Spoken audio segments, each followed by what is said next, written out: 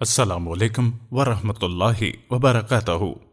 آج کی ہماری ویڈیو کا موضوع ہے حابیل اور قابیل کی دشمنی، اور ساتھ ہی ہم جانیں گے کہ حابیل اور قابیل کی دشمنی کس بنا پر تھی اور اس کا انجام کیا ہوا۔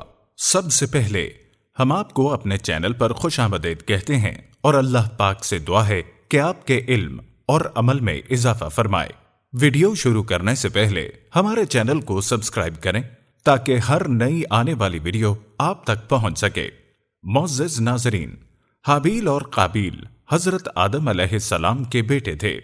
حضرت آدم علیہ السلام کے ہاں ہر بار جڑواں بچے، ایک لڑکا اور ایک لڑکی پیدا ہوتے، اور ان بہن بھائی کا آپس میں نکاح نہیں ہو سکتا تھا۔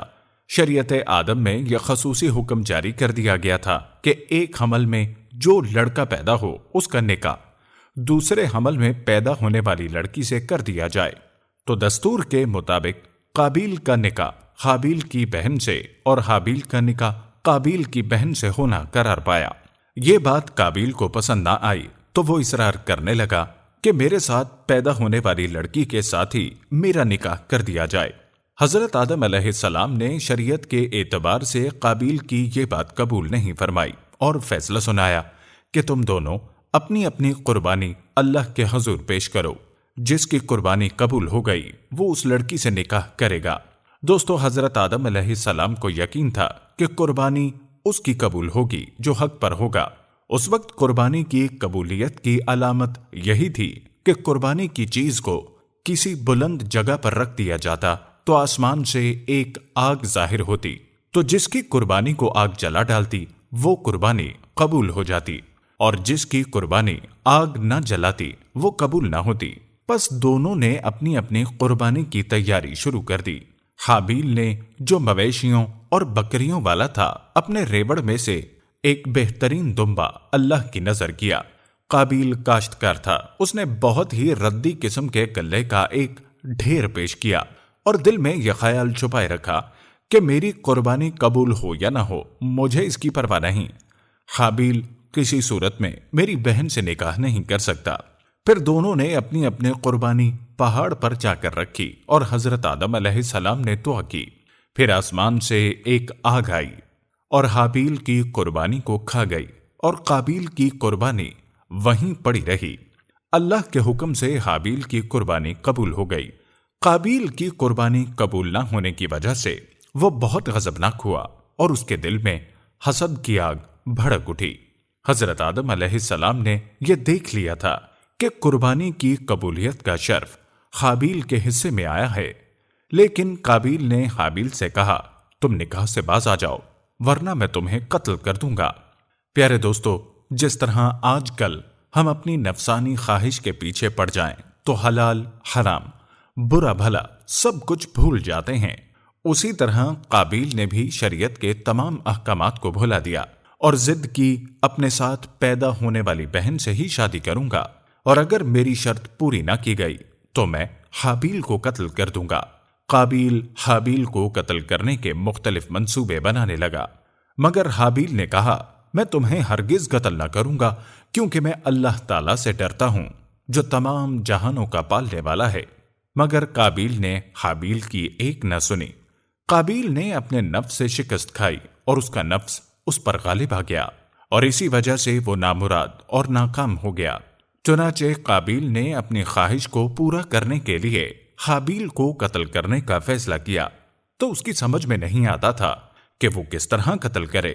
شیطان جو انسان کا ازلی دشمن ہے اور جس نے قسم کھائی کہ میں ضرور بنی آدم کو گمراہ کروں گا اور سیدھے رستے سے بہکاؤں گا، اپنی پرانی دشمنی کا بدلہ لینے کا موقع اس کے ہاتھ آیا اور قابیل کو ورغلانے لگا، اور وہ بھیس بدل کر قابیل کے سامنے آیا اور ایک پرندے کو پکڑ کر پرندے کا سر پتھر پر رکھا اور اوپر سے دوسرا پتھر مار دیا۔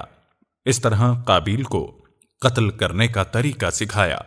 اب قابیل اس تلاش میں تھا کہ وہ بھی موقع پا کر اپنے بھائی کو اسی طرح قتل کر دے۔ ایک رات حابیل کو بکریاں چراتے ہوئے تاخیر ہو گئی۔ حضرت آدم علیہ السلام نے قابیل کو بھیجا کہ جاؤ دیکھو حابیل کو تاخیر کس لیے ہوئی ہے۔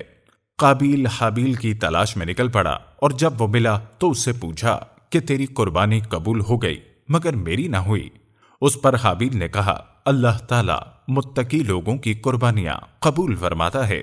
بس پھر کیا تھا، قابیل یہ بات سن کر غصے سے آگ بگولا ہو گیا اور قابیل نے پتھر حابیل کے سر پر مار کر اس کو قتل کر دیا۔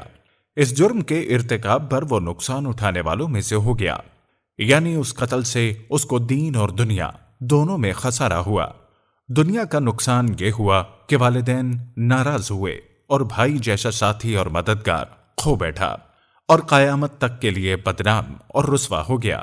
اور آخرت کا خسارہ یہ ہوا کہ ظلم کی وجہ سے اللہ تعالیٰ اس سے ناراض ہو گیا اور ہمیشہ کے لیے سزا کا مستحق ٹھہرا۔ یہ روئے زمین کا پہلا قتل تھا۔ اب قابیل کو سمجھ نہیں آئی کہ وہ حابیل کی لاش کو کہاں چھوڑے، تو پھر انسانوں کی ہدایت کے لیے اللہ تعالیٰ نے 2 کوے بھیجے۔ وہ دونوں بھی بھائی تھے اور آپس میں لڑے اور ایک کوا مر گیا۔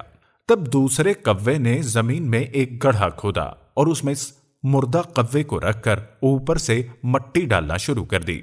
جب قابیل نے یہ منظر دیکھا تو اس نے بھی ایسے ہی زمین میں گڑھا کھود کر حابیل کی لاش کو اس میں رکھ کر اوپر سے مٹی ڈال دی۔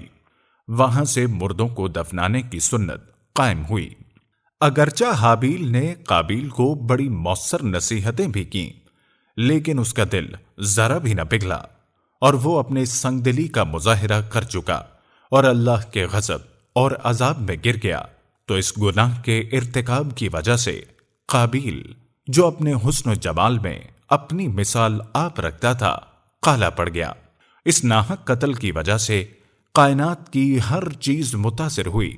درخت خاردار ہو گئے، کھانے سے سڑنے لگے، پھلوں میں ترشی پیدا ہو گئی اور زمین غبار آلود ہو گئی۔ حضرت آدم علیہ السلام کو جب اس واقعے کا علم ہوا تو آپ کو بہت زیادہ صدمہ پہنچا، اور یہاں سے دنیا میں نفرت، بغض اور حسد کا ایک دور شروع ہو گیا جو آج بھی دنیا میں قائم ہے۔ ناظرین، ہم امید کرتے ہیں کہ آپ کو ہماری آج کی ویڈیو اچھی لگی ہوگی۔ اگر ویڈیو پسند آئی ہے تو لائک، کمنٹ اور شیئر کیجیے گا۔ اللہ تعالی ہم سب کا حامی و ناصر ہو، آمین۔